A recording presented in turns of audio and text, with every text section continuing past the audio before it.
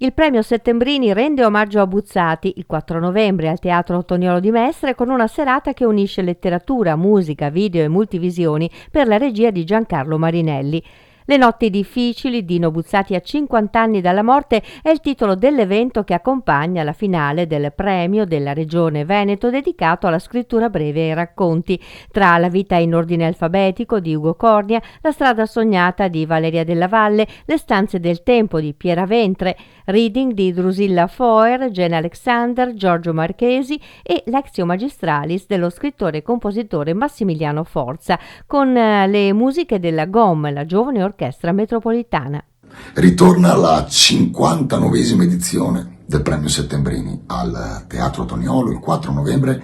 Le notti difficili. Questo è il titolo che omaggia uno dei più grandi scrittori italiani e veneti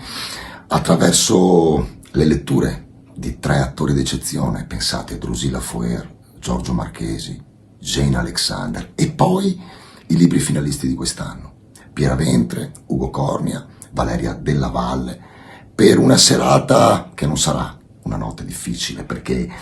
alle 18 al Teatro Toniolo del 4 novembre vi regaleremo, immersi nelle multivisioni di Francesco Lo Pergolo, una serata meravigliosa.